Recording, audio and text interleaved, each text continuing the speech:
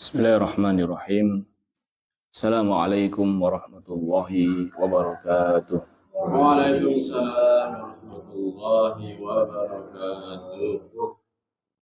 Alhamdulillahi rabbil alamin.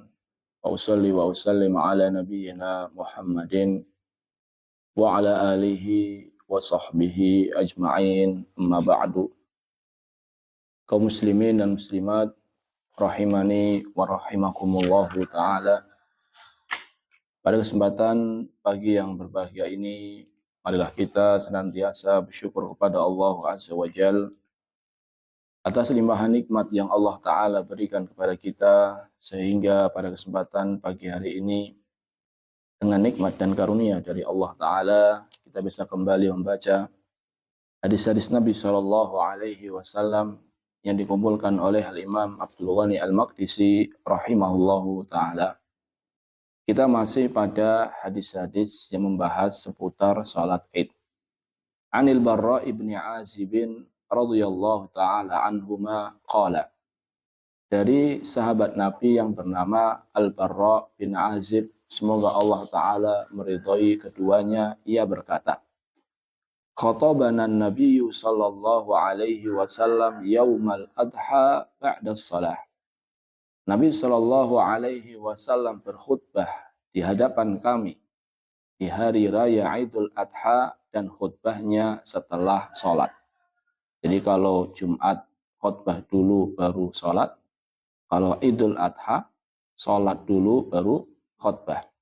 Faqala, kemudian ada seseorang yang mengatakan, kemudian Nabi SAW bersabda, Man shalla salatana, siapa yang sholat bersama kami, wa nasaka nusukana, dan berkurban sebagaimana cara kami, faqad asaba an-nusuka, maka dia telah berkurban dengan cara yang benar.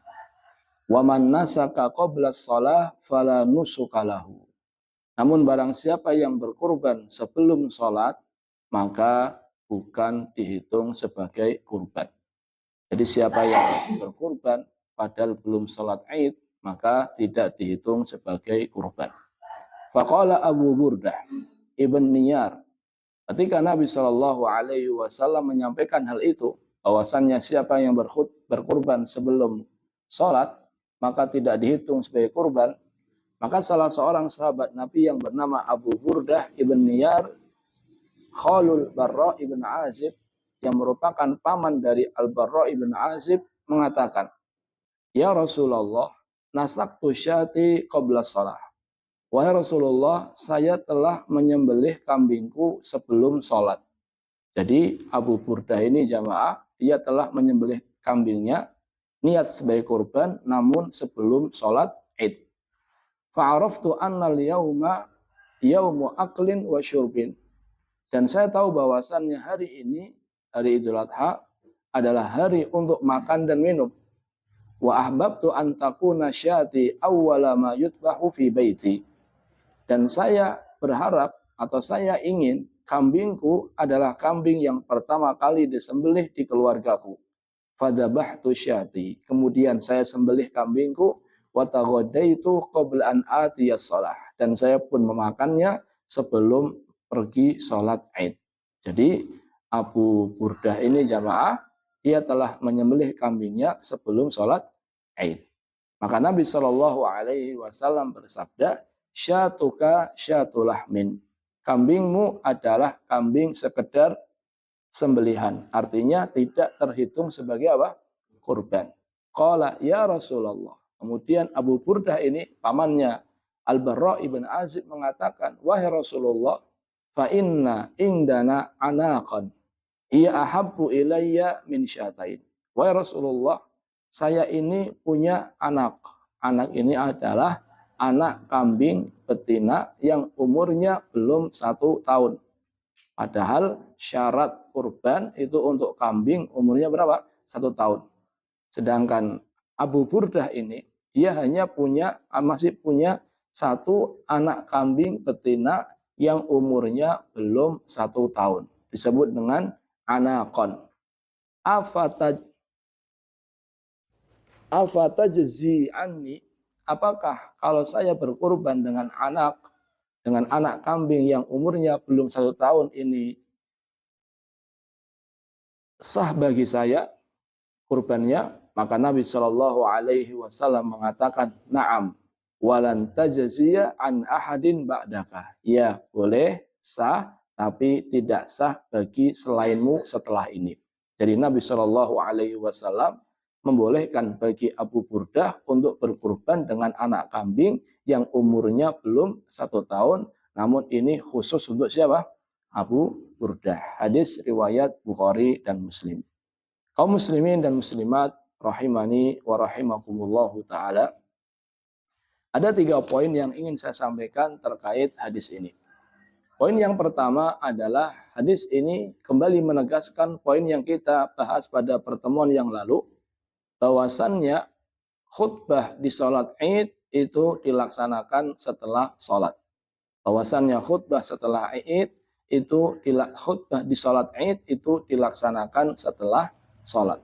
Sebagaimana perkataan Abdullah ibn Umar radhiyallahu taala anhuma pada pertemuan yang lalu, kana Nabi sallallahu alaihi wasallam wa Abu Bakrin wa Umar yusalluna al-idaini qabla al-khutbah. Bahwasannya Abu Bakar, Umar, bahwasannya Nabi sallallahu alaihi wasallam, Abu Bakar dan Umar mereka salat Id sebelum khutbah. Dan ini terus berlalu. Namun di masa Bani Umayyah, karena melihat banyak orang yang tidak mau mendengarkan khutbah, sehingga Bani Umayyah mereka mendahulukan apa? Khutbah baru sholat. Namun ini menyelisihi apa yang dilakukan oleh kaum muslimin. Yang benar adalah sholat dulu baru khutbah. Ini poin yang pertama.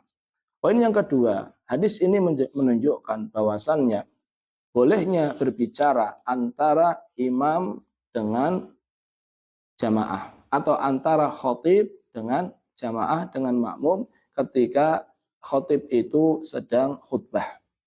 Hal ini dibuktikan atau ditunjukkan dengan perkataan Abu Burdah ibn Niyar kepada Nabi Shallallahu Alaihi Wasallam di saat khutbah Id. Nabi Shallallahu Alaihi Wasallam sedang khutbah Id, kemudian Abu Burdah ibn Niyar bertanya, "Wahai Rasulullah, saya sudah sembelih kambing saya sebelum Id." Sehingga terjadi dialog antara Nabi kita Muhammad Shallallahu Alaihi Wasallam dengan Abu Burdah. Makanya tidak ada khilaf bahwasannya antara khotib dengan makmum itu boleh bercakap-cakap ketika dilaksanakannya khutbah.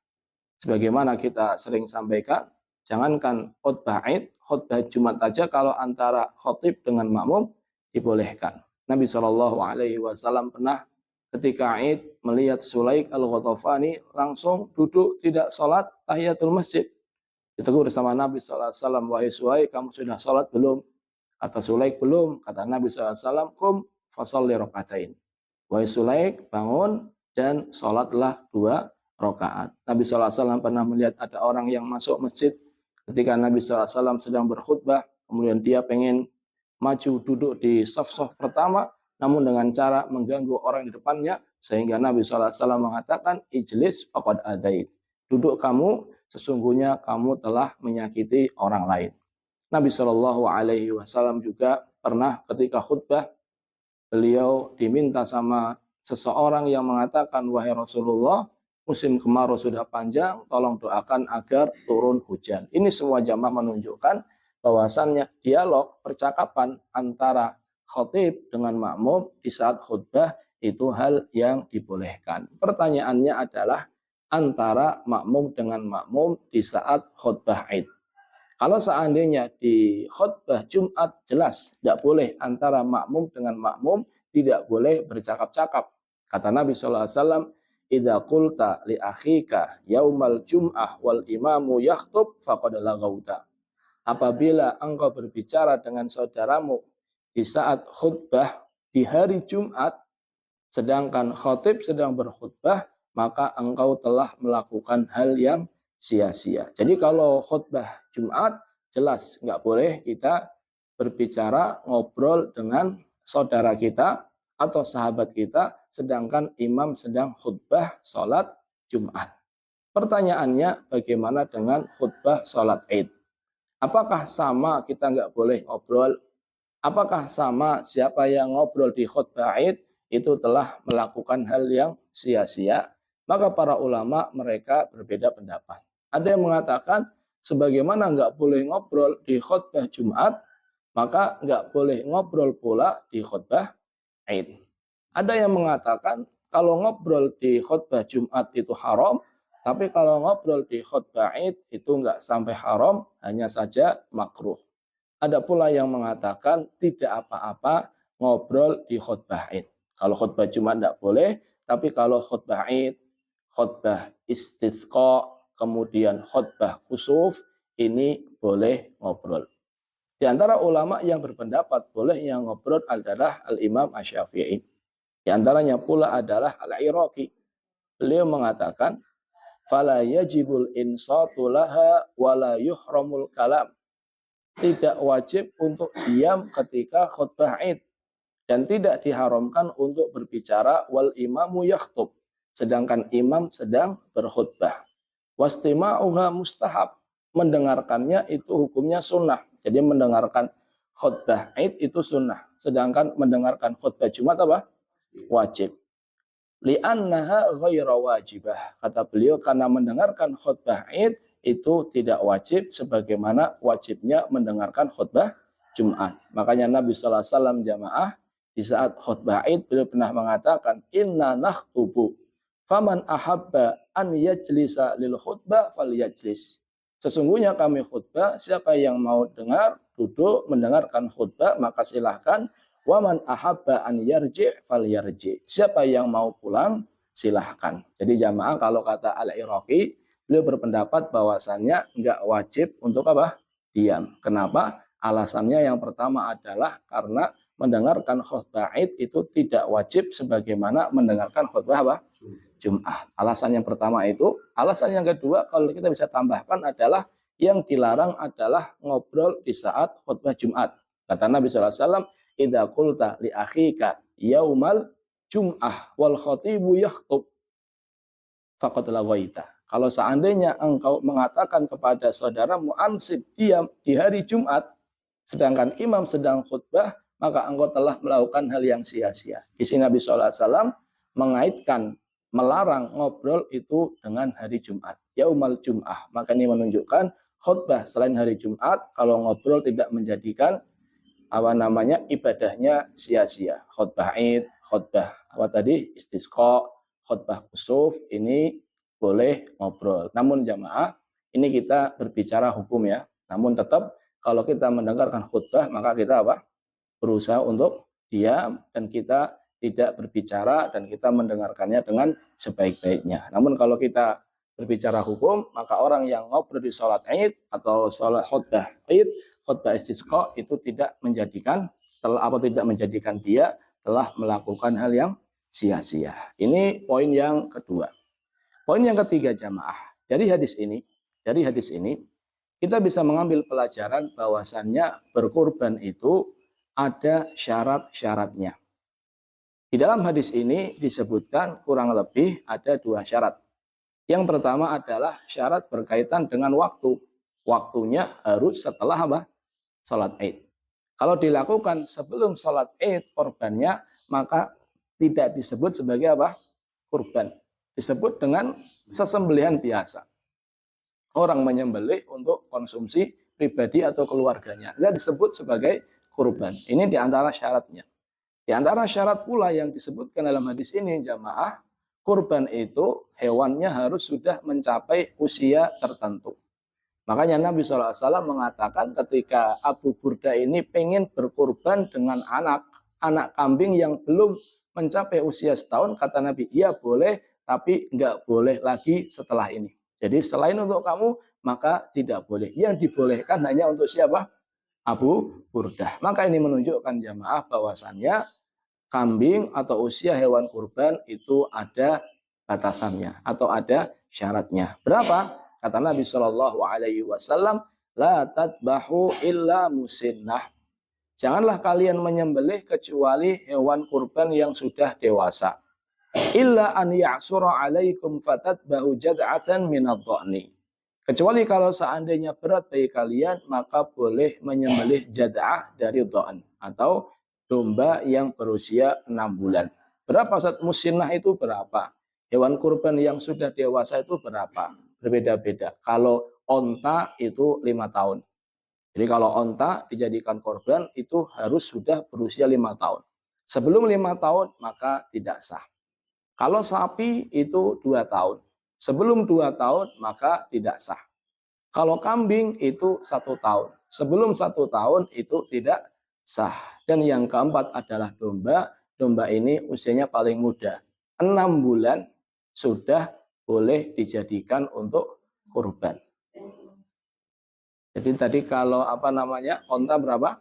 5 tahun, sapi 2 tahun, kambing 1 tahun, sedangkan domba berapa? 6 bulan. Enggak masalah mau jantan atau betina. Enggak masalah mau jantan atau betina.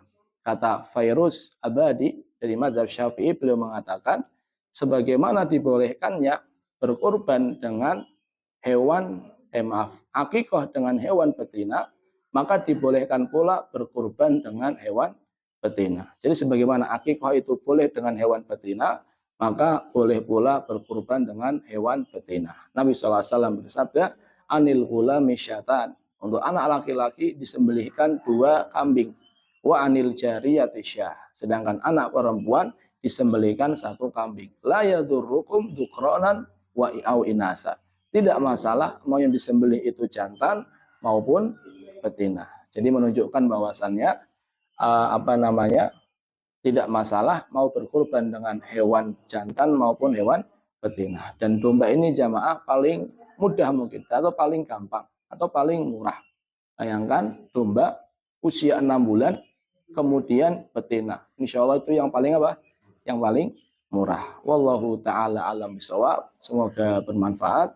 Terima kasih atas perhatiannya. Kita tutup dengan doa kafaratul majlis. Subhanakallahumma bihamdika asyhadu an la ilaha illa anta astaghfiruka wa atubu ilaik. Assalamualaikum warahmatullahi wabarakatuh. Waalaikumsalam warahmatullahi wabarakatuh.